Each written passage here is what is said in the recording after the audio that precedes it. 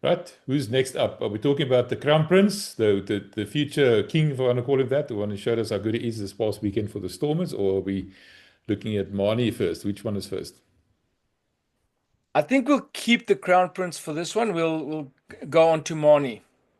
Okay, and just like with Andre, the first clip, it's all about that game driver, controlling the territory, putting teams under pressure. And the nice thing with Manie is the fact that he's ambidextrous, or like Helgard Miller said, he's totally bilingual instead of ambidextrous.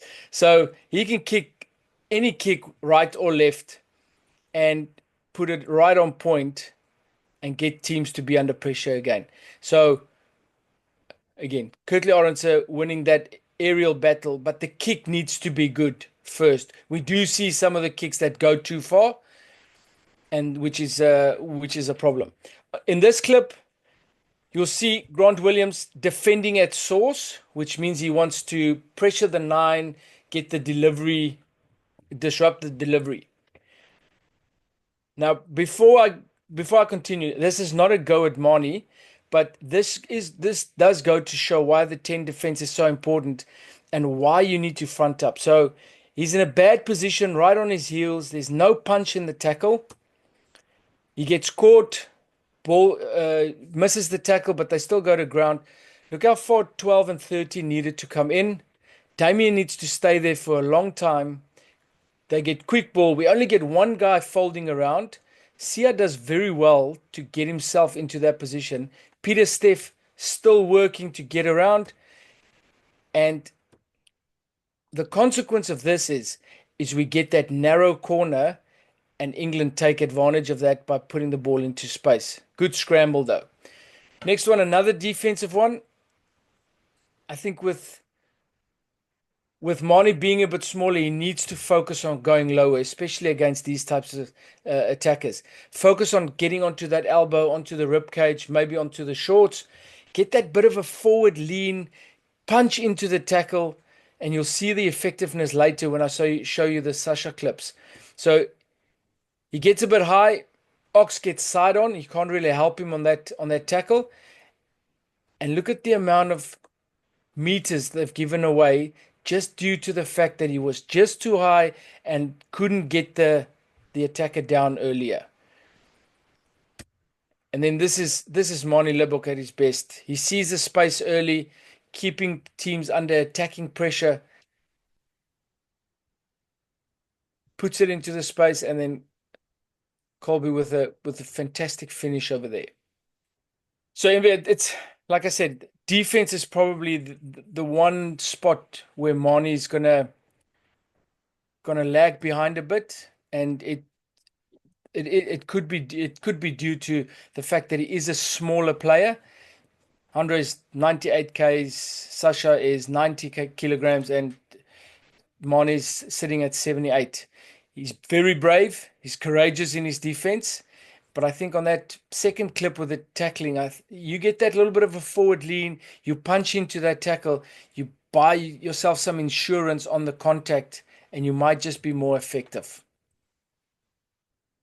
Okay, Andre, you didn't show it there, but the one thing that everybody talks about Manie is the fact that he has a problem kicking under pressure, and I mean goal kicking.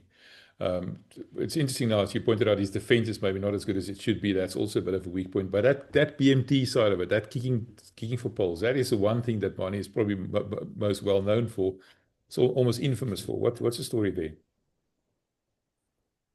If something becomes something, or nothing becomes something, then it becomes a head thing. And that's where Manie is now. Manie's kicking the ball well. I still feel that T is very high, and it's your plant foot needs to be at a certain angle when you get tees that high. But he's also kicked some great kicks off those tees. So I think it's just a case of getting back to what works for you. Maybe not trying as hard. The more you battle, the harder you try, and the more you actually stuff it up. So Manie has won games. Unfortunately, the track record lately has not been good, and that's what's cost him in this area. With regards to kicking for touch and going for fives and kicking with his left foot, he's not scared at all. He'll kick cross kicks all day. He'll have a go when there's probably nothing on, and make something of it. So he's a big match player. At the moment, I think he's being put or let down by his kicking, and he's being kind of, the overview judgment on him is as a result of his kicking. But Manie is a fantastic rugby player. Okay, but you said it's a head thing, and it's been a head thing for a while now. I mean, it's going back right to the World Cup, even before the World Cup. It's 2 years now. Is he ever going to be able to get that fixed, the goal kicking? The only way he doesn't get it fixed is if he quits, Mbia. If it's going to take you 3-4 years, it takes you 3-4 years. And the only way you're going to show it is by getting an opportunity. That opportunity he got against Argentina to kick that kick, that was it. That was it for him. And he would have known that. And now he needs to go back, because that's another learning event. He'll go back and say, what was I thinking about when I put the ball down? You missed this. What are they going to say? You can't kick. Or are you thinking, put the ball down, practice your breathing, focus on your process, etc., etc. And at some stage, you've got to make the change. And if you're not going to make the change, you're going to see the same results. So in all honesty, it's a case of, it's not a case of if, but it's a case of when. But if you're going to quit, then that's it. And I don't see him as being that player. Right, let's look at the rankings, the ratings. So on Game Driver, he's a 33 out of 40. Attack, he's above Andre for me, 27 out of 30. Defense is where he's lagging a bit behind a bit, 16 out of 20. And then on BMT, and this is purely for his track record lately, a 7 out of 10. I think you're being generous. I like the guy. No, clearly you like the guy.